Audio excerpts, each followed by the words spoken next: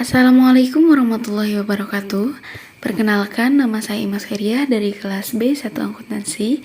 Di sini saya akan memaparkan materi tentang penerapan GCG pada PT Unilever Indonesia Tbk.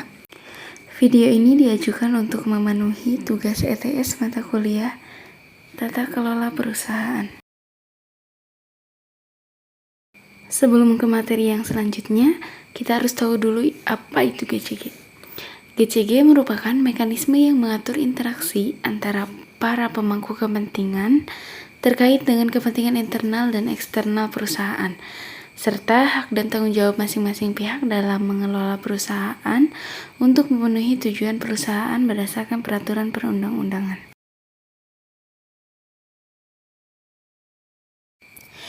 Unilever adalah salah satu perusahaan yang paling tua di dunia yang masih beroperasi dan saat ini menjual produknya ke lebih dari 190 negara. Unilever Indonesia adalah perusahaan yang bergerak di bidang FMCG atau Fast Moving Consumer Goods yang saat ini memegang lebih dari 40 merek. Produk keluaran Unilever terbagi menjadi dua kategori. Yang pertama yaitu home dan yang kedua yaitu personal.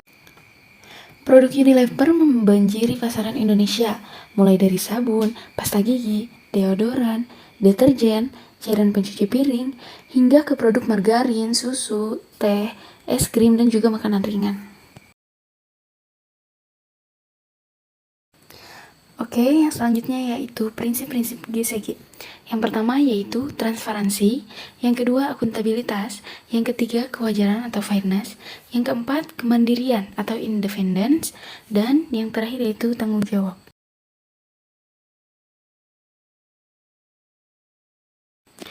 Oke, langsung saja ke penerapan yang pertama yaitu asas transparansi. Sarana dalam menyebarkan informasi laporan keuangan dan laporan tahunan PT Unilever terdapat pada website perseroan yaitu www.unilever.co.id dan website OJK yaitu www.ojk.go.id.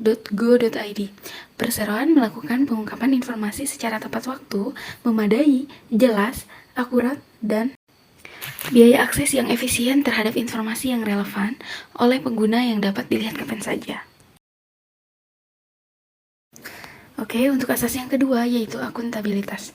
PT Unilever meluncurkan 31 kegiatan untuk membangun kesadaran dalam berbagai bentuk yang meliputi pelatihan secara tatap muka, integrity moments, roadshow, turn from the top, dan kampanye komunikasi.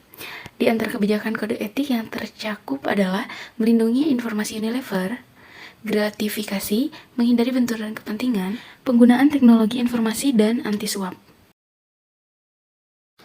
Oke, yang ketiga yaitu penerapan pada asas kewajaran atau fairness.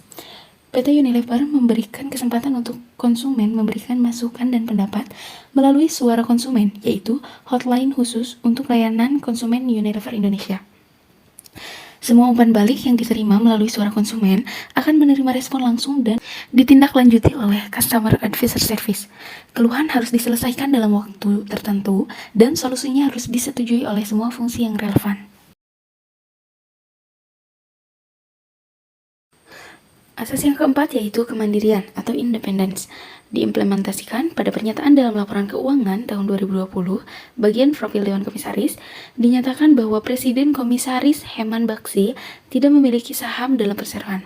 Hal ini berlaku juga kepada Komisaris Independence yang tidak memiliki saham dalam perseroan. Asas GCG yang terakhir yaitu tanggung jawab. PT Unilever mengeluarkan program Unilever Sustainable Living Plan atau USLP. USLP bertujuan untuk melepaskan pertumbuhan perseroan dari dampak negatif kegiatan usaha terhadap lingkungan seraya meningkatkan dampak sosial positif. Perseroan menetapkan target-target agar perusahaan dapat tumbuh secara berkelanjutan. Oke, jadi kesimpulannya, implementasi atas asas atau prinsip-prinsip GCG pada Unilever Indonesia Tbk, yaitu yang pertama, di asas transparansi pada PT Unilever Indonesia sudah diterapkan dengan baik karena memenuhi pedoman pokok pelaksanaan. Kemudian, pada asas akuntabilitas PT Unilever Indonesia sudah diterapkan dengan baik karena perusahaan sudah dikelola secara benar, terukur, dan sesuai dengan kepentingan perusahaan dengan tetap memperhitungkan kepentingan pemegang saham dan pemangku kepentingan lain.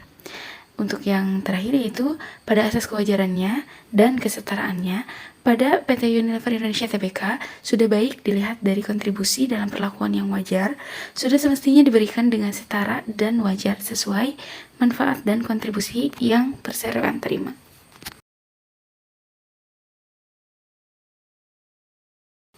Oke, itulah sedikit pemaparan materi tentang penerapan prinsip-prinsip GCG pada PT Unilever Indonesia Tbk. Terima kasih.